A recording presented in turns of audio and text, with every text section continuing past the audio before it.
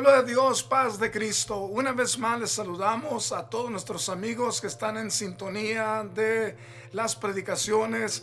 Este domingo nos da mucha alegría poder llegar hasta ustedes y bueno, espero que estemos bien. Sé que hay una esperanza viva en nosotros, eso nos anima a continuar adelante porque sabemos que nuestra vida en esta tierra es una peregrinación. Nacimos en este lugar, en esta tierra, pero no nos vamos a quedar aquí, vamos de paso.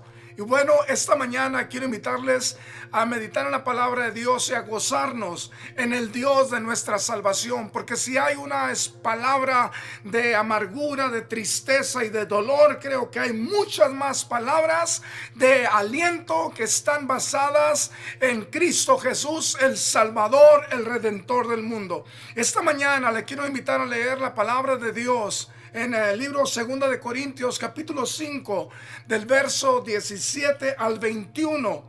Dice así: al que no cometió pecado, por nosotros lo hizo pecado, para que nosotros fuésemos hechos justicia de Dios en Cristo. Otra porción dice: Dios lo hizo cargar con nuestro pecado.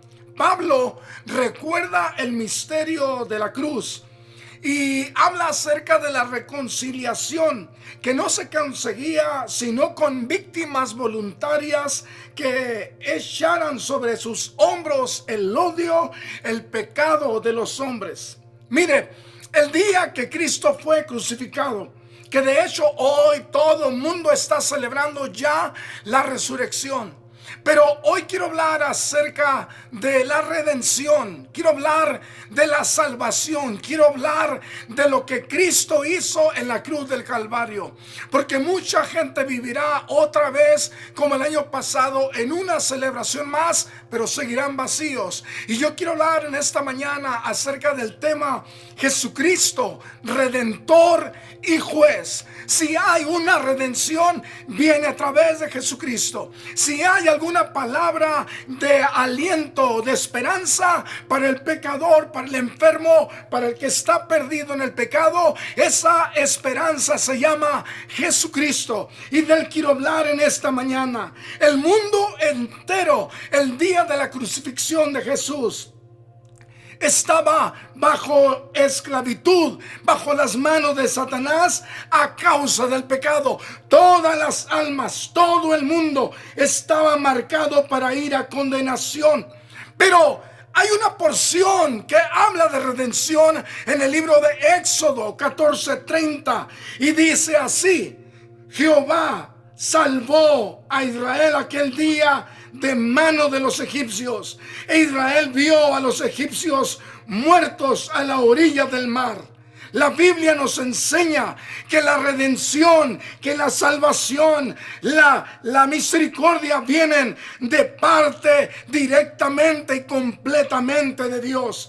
Éxodo 3, 7 y 8 dice de la siguiente manera: dijo luego Jehová, bien he visto la aflicción de mi pueblo que está en Egipto, y he oído su clamor a causa de sus exactores, pues he conocido su angustia, y he descendido, note, he descendido para librarlos, Dios hablando, de mano de los egipcios, y sacarlos de aquella tierra a una tierra buena, una tierra que fluye leche y miel, a los lugares del cananeo, del eteo, del amorreo, del fereceo, del heveo y del jebuseo.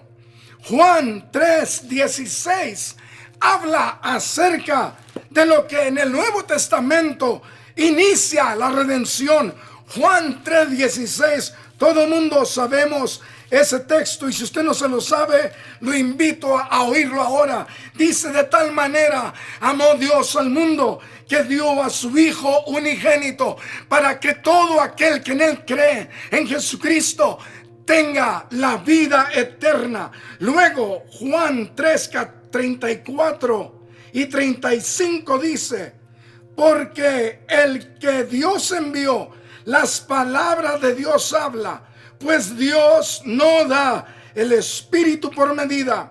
El Padre ama al Hijo y todas las cosas ha entregado en su mano. El que cree en el Hijo, escuche, tiene la vida eterna. Pero el que no cree en el Hijo, el que rehúsa creer en el Hijo, no verá la vida, sino que la ira de Dios está sobre de él. La redención se efectúa por medio de una persona. En el libro de Éxodo 2:2 y 3:7 nos habla acerca de cómo Dios escogió a Moisés y lo preparó para venir a ser el libertador de Israel. La redención se realiza por medio de la sangre de Jesucristo. Éxodo 12:13. 23 y 27 habla acerca del momento cuando el Señor ordenó a Moisés que pusieran sangre en los marcos de las ventanas de las puertas de las casas de los hijos de Israel, porque esa noche pasaría el ángel heridor y cuando viera la sangre pasaría de largo, no entraría. Está hablando de redención, está hablando de un momento de la gracia, la misericordia de Dios. En primera de Pedro 1:18 dice la palabra de Dios lo siguiente: sabiendo que fuisteis rescatados de vuestra vana manera de vivir, la cual recibiste de vuestros padres, no con cosa corruptible como oro y plata, sino con la sangre preciosa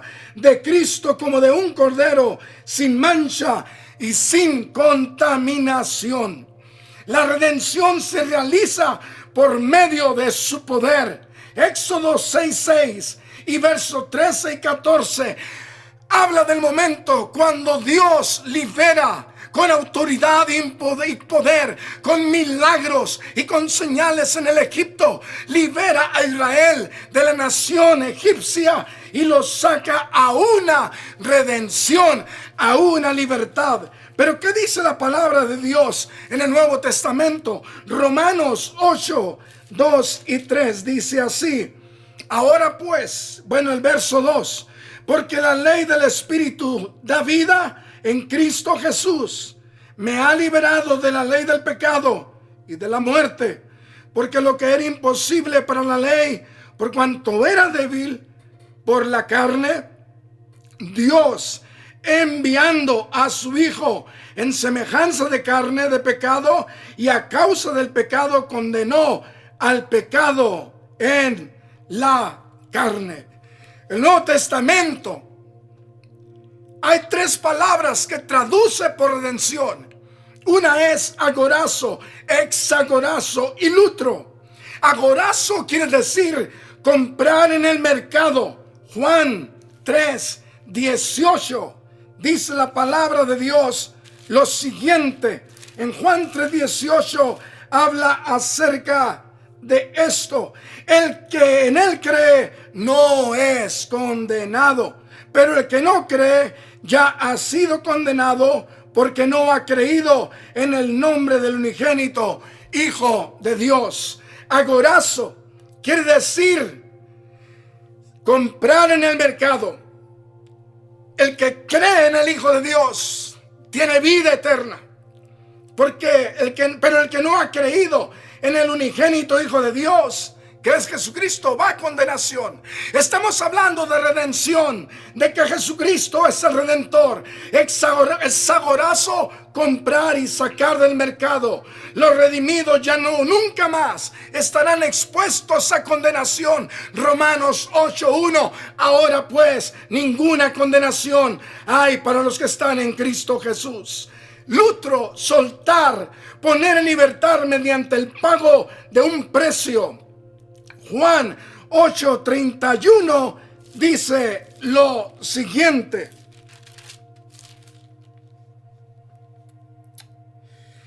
dijo entonces Jesús a los judíos que habían creído en él: si vosotros permanecéis en mis palabras, seréis verdaderamente mis discípulos, conoceréis la verdad y la verdad los hará libres. Usted puede leer otra porción en Gálatas 4 y 5. Mire, sobre la cruz del Calvario, Cristo cumplió todos los requerimientos de la ley para venir y convertirse en el Salvador del mundo.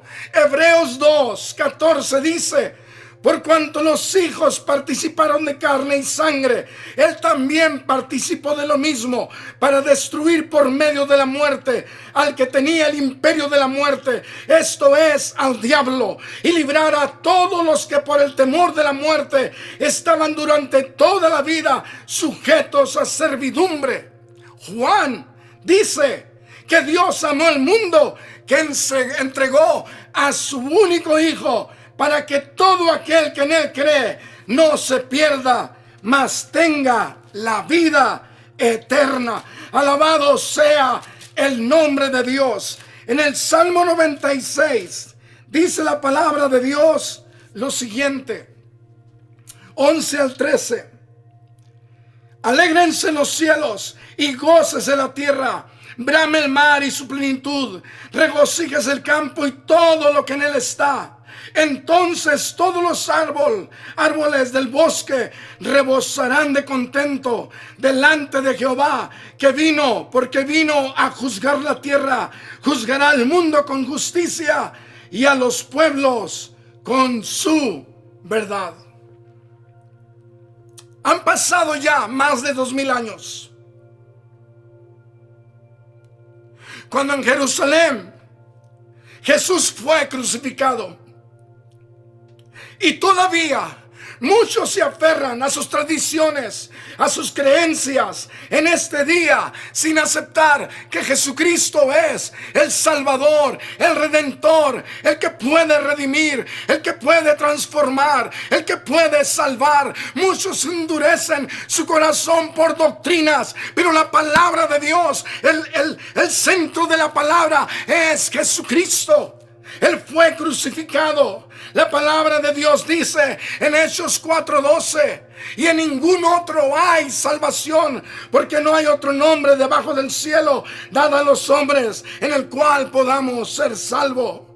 Pero en ese día que Cristo está sobre el Calvario, Jesús tomó la muerte, tomó la enfermedad, tomó tu cáncer, tomó tu diabetes, tomó nuestros dolores, tomó nuestras iniquidades, tomó la muerte, el dolor, el pecado, y todo esto lo cargó en su cuerpo. Una vez que lo absorbió, Él convirtió toda esa maldición y toda esa ira del demonio, lo convirtió en misericordia y gracia, y comenzó a derramar vida al norte, al sur, al este y al oeste, y a todo al quien Él cree. Él puede salvar y puede liberar. Su nombre es Jesucristo. Cuando Jesús expiró en la cruz del Calvario y murió, Él no dijo: me han matado. Él dijo: Padre, en tus manos encomiendo mi espíritu. Él dijo: yo tengo poder para poner mi vida y tengo poder para volverla a tomar. Él solamente vino a cumplir la profecía. Cuando Él tomó esa carga en la cruz del Calvario, Pablo en Colosenses 2:14 y 15 dice: Él anuló el comprobante de nuestra deuda. Esos preceptos que nos acusaban, los clavó en la cruz del Calvario y los suprimió. Les quitó su poder a las autoridades del mundo superior. Los humilló sobre la faz de la cruz. En otra versión dice: y despojando a los principados y potestades, los exhibió públicamente, triunfando sobre ellos en la cruz del Calvario.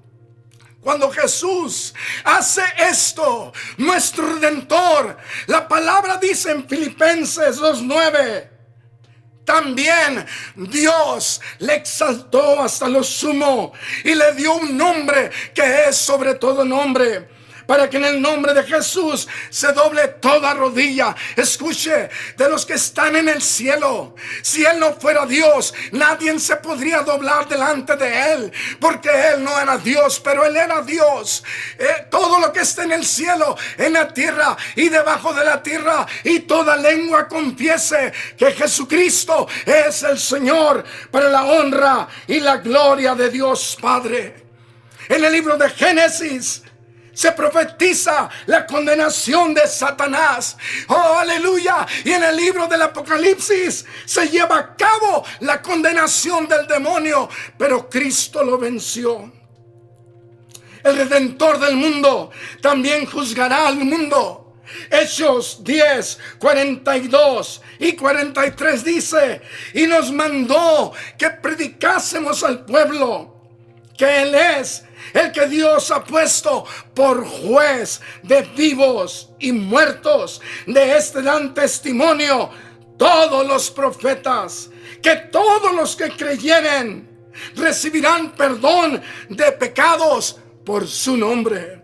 Segunda de Timoteo, Pablo aconseja a Timoteo, 2 Timoteo 4:1, dice: te encarezco delante de Dios y del Señor Jesucristo, que juzgará a los vivos y a los muertos en su manifestación y en su reino.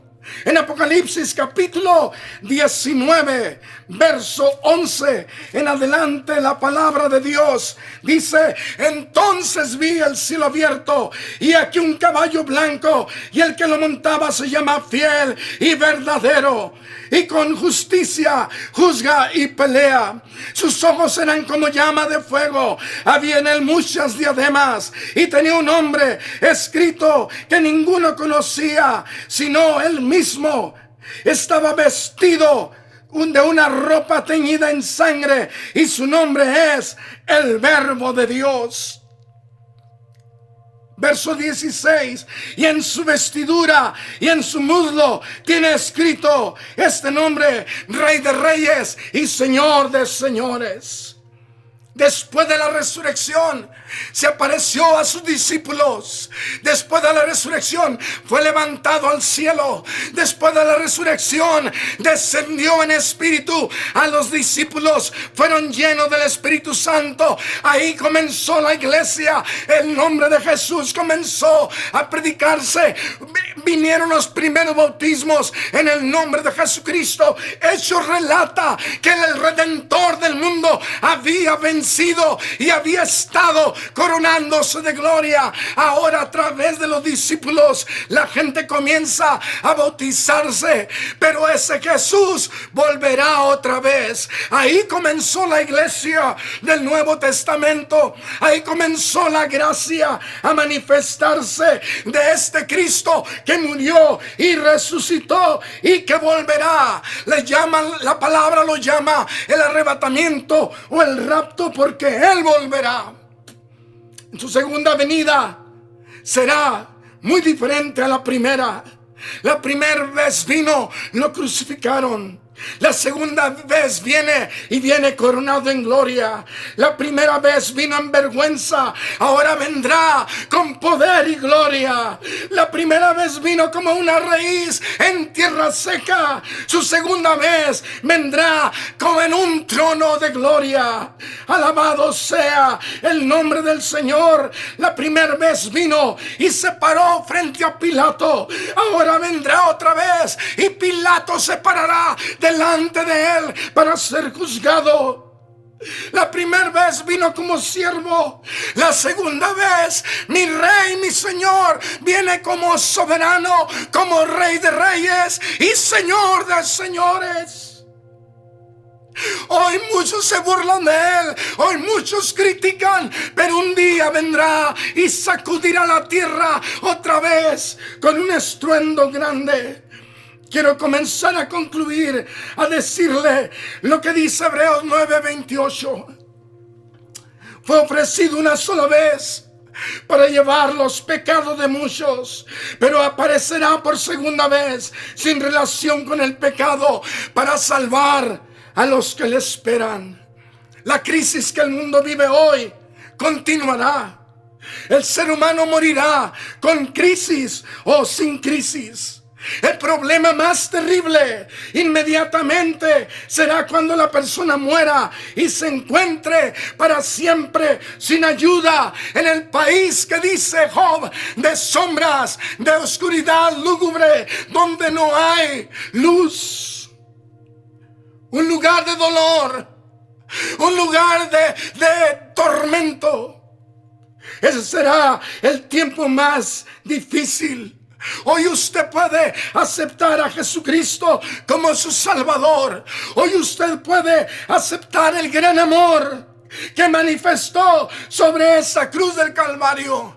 Yo sé que a lo mejor usted no es culpable por lo que le enseñaron, pero sí es culpable por lo que ahora ha creído y está entendiendo que la palabra de Dios, Antiguo y Nuevo Testamento, es un solo Dios. En el Nuevo Testamento Él vino y tomó forma de hombre para salvar a usted y a todo el mundo, para liberarlo. Concluiré con una porción en Daniel 12:2 que dice: y muchos de los que duermen en el polvo de la tierra serán despertados, porque eso es la realidad. Unos para vida eterna, otros para vergüenza y confusión perpetua. Jesús, el Redentor, un día se tornará un juez. Ahorita está con los brazos abiertos. Nada te cuesta oír. Nada te cuesta aprender de su palabra.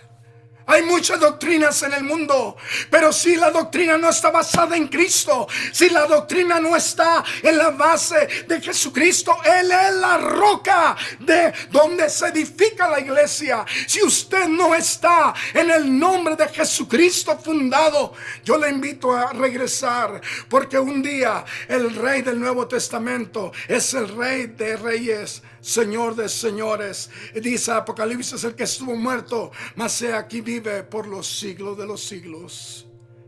Vive.